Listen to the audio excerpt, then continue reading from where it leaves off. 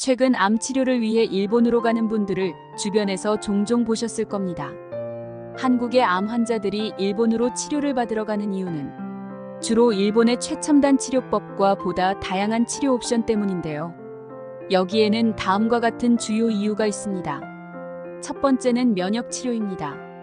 면역 치료는 환자의 면역 체계를 강화해 암세포를 공격하도록 하는 것으로 일본은 우리나라보다 면역 치료에 대한 연구와 임상 경험이 앞서 있습니다.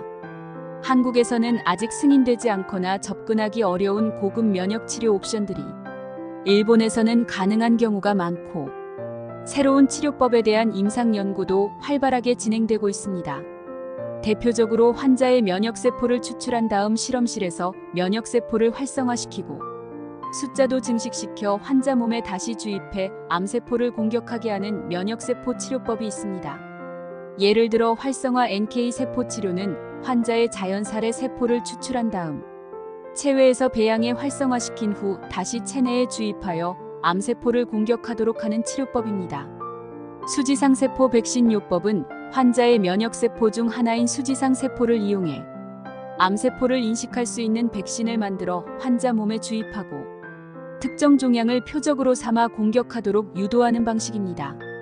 이러한 세포 기반의 면역 치료는 환자의 면역 체계를 강화해 암세포와의 싸움을 돕는 방식으로 치료 효과도 크면서 기존 항암제에 비해 부작용이 적은 장점이 있습니다.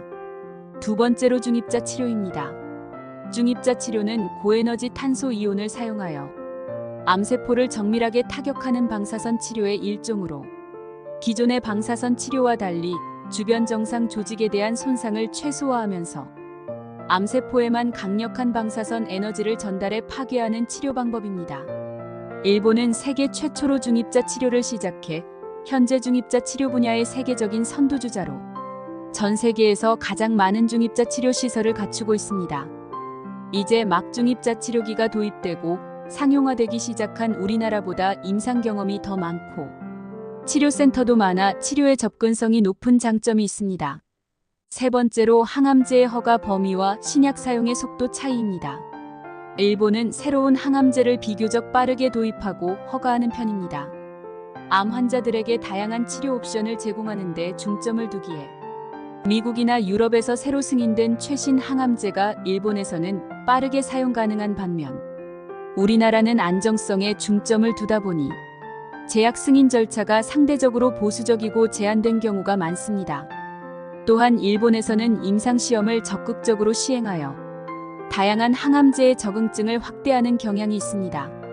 예를 들어 특정 항암제가 폐암에만 허가된 경우라도 임상 연구를 통해 다른 암 종류에 대한 효능이 입증되면 적응증을 확대해 새로운 환자군에도 사용하는 편입니다.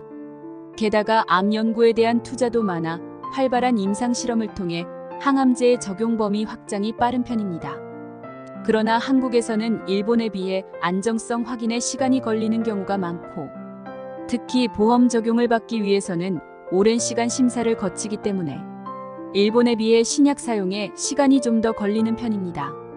이와 같은 이유로 항공료와 치료비 등을 합하면 최소 수천만 원의 비용이 발생함에도 보다 다양한 치료 옵션을 기대하며 일본으로 치료를 받으러 가는 암 환자들이 늘고 있습니다.